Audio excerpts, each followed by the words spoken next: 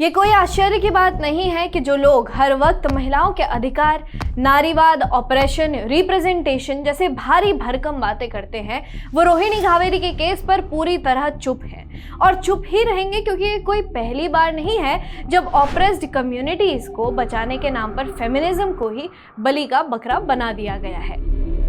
इतिहास गवाह है कि जब भी किसी दबे कुचले समुदाय को अपनी लड़ाई लड़नी होती है तो उस लड़ाई की पहली कुर्बानी महिलाओं के हिस्से ही आती है।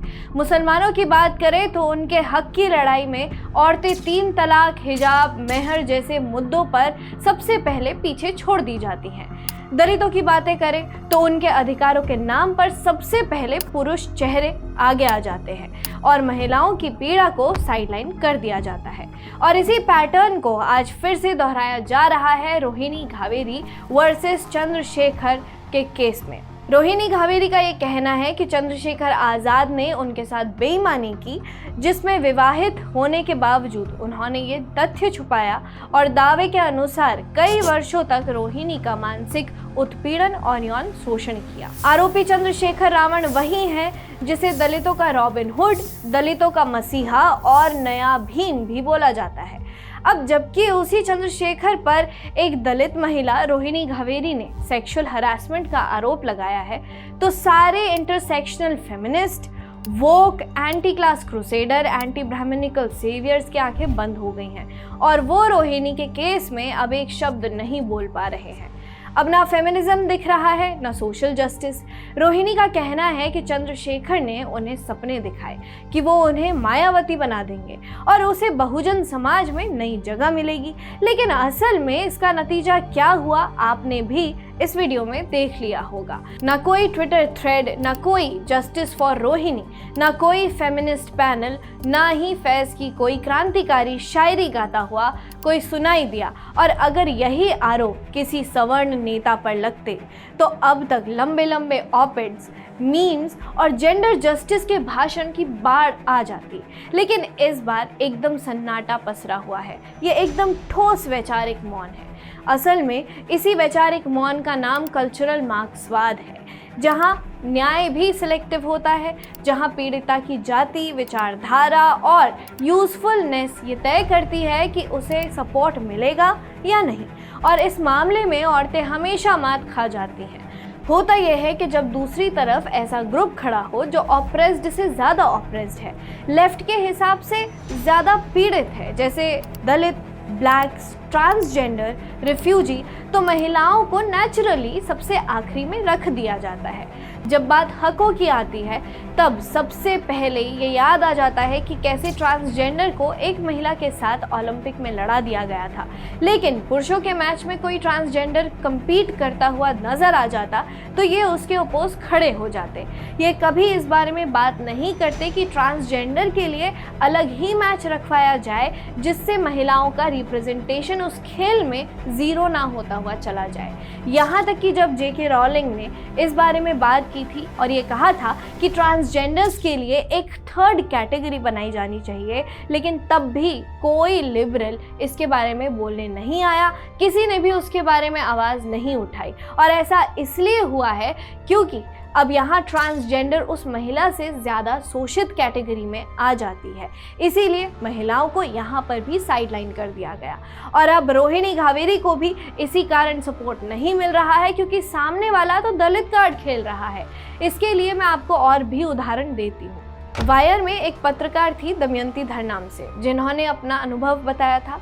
वो एक मामले को कवर करने के लिए अहमदाबाद गई थी, जहां 15 से 20 दलितों की भीड़ ने उन पर हमला कर दिया था। उन्होंने दमयंती और अहमदाबाद मिरर के एक पत्रकार के साथ मारपीट, गाली गलौज और हाथापाई की। प्रेस कार्ड और मोबाइल छीन लिया था, रिकॉर्डिंग डिलीट कर दी थी और पूरी घटना को अपने फ़ोन से रिकॉर्ड भी किया था।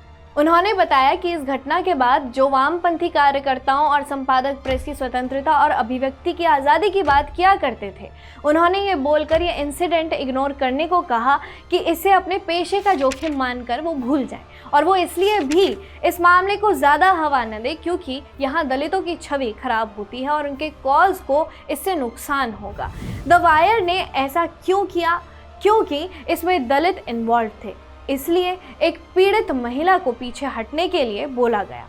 इंटेलेक्चुअल्स के न्यूज़ रूम में दमयंती के साथ जो हुआ वो तो छोटे से छोटे और बड़े से बड़े नैरेटिव को बचाने के लिए किया जाता है, क्योंकि उस समय आरोप किसी लेफ्ट विंग वामपंथी नायक पर आ जाता है। इसलिए फेमिनिस्ट पहचान की बात करने वाले उसी न्यूज़ रूम ने अपने एजेंडा को बचाने के लिए एक महिला की आवाज़ दबा दी।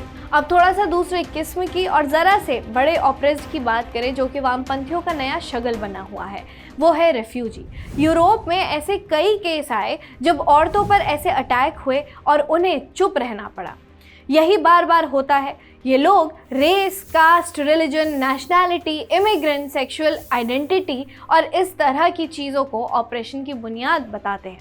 लेकिन जब एक महिला खुद ऑप्रेस्ड हो और ऑप्रेसर इनमें से ही कोई एक हो, तो ये पूरा जस्टिस का ढांचा हिल जाता है।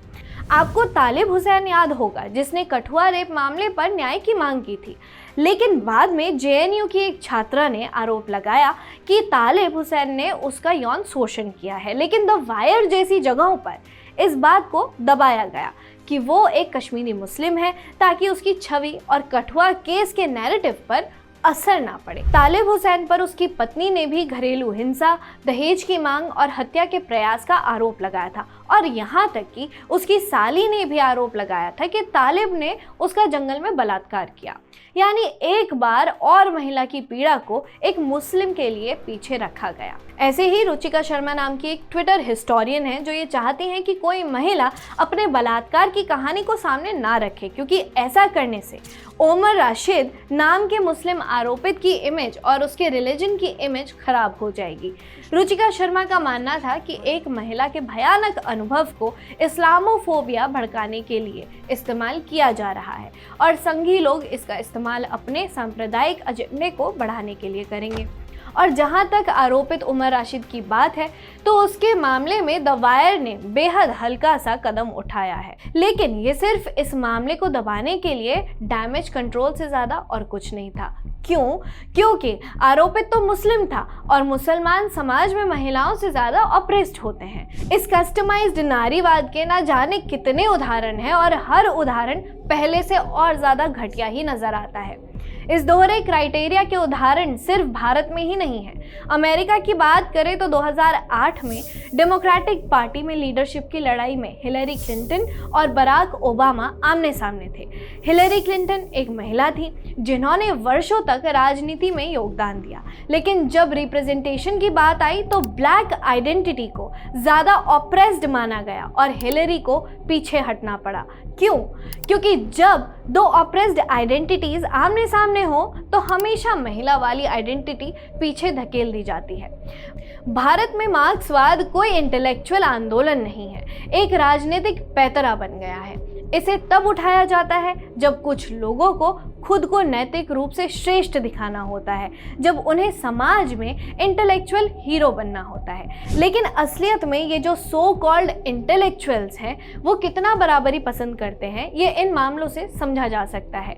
उन्हें बराबरी चाहिए, मगर जेंडर इक्वालिटी नहीं। उन्हें न्याय चाहिए, लेकिन सिर्फ तभी जब तक आरोपी उनके साथ खड़ा हुआ नजर आए।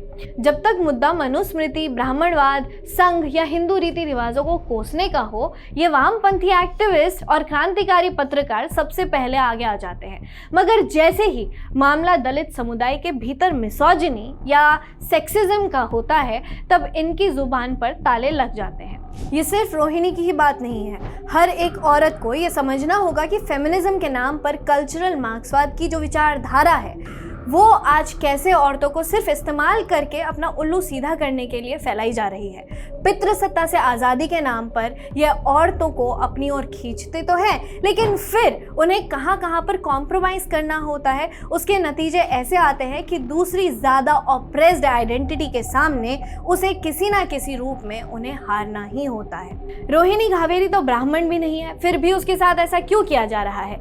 इसका तो मतलब यही है कि इनकी नज़रों में सिर्फ वोट मांगने तक महिलाओं की कुछ वैल्यू है, या फिर जब तक उनके मुद्दों को समाज को बांटने के लिए इस्तेमाल किया जा रहा है, तब तक महिलाओं को पूछा जाता है। उसके बाद महिलाएं और उनके मुद्दे ऐसे नेताओं के लिए कुछ भी नहीं है, भले ही वो किसी भी जाति से हो। रोहिणी का केस हमें ये सोचने पर मजबूर करता है कि क्या हम एक ऐसे समाज में रह रहे हैं जहां महिला होना ही काफ़ी नहीं है। रोहिणी को विक्टिम तभी माना जाएगा जब आप पॉलिटिक्स और उनकी आइडियोलॉजी के लिए फिट बैठ रहे हो। रोहिणी घावेरी वाले मामले में फेमिनिस्ट के मौन को देखें तो ये भी सिर्फ वही मानसिकता है जो मानसिकता महिलाओं को पीड़ित मानती ही नहीं है, और हर बार उनके हितों को gender, caste, sexuality, women, religion या फिर रिफ्यूजी स्टेटस कहें, जब इन सब में टकराव होता है तो विमेन्स को अल्टीमेटली आखिर में रख दिया जाता है। वामपंथी विमर्श यूरोप से होकर भारत आया तो यहाँ पर भी उसकी खिचड़ी बना दी गई। जब उनका इस्तेमाल अपने विरोधियों पर सवाल खड़े करने के लिए किया जा सकता है तो ये समय है इन वामपंथियों को आईना दिखाने का और ये पूछने का कि क्या उनका फेमिनिज्म सच में यूनिवर्सल है या फिर राजनीतिक कन्वीनियंस। देखते रहिए ऑप इंडिया।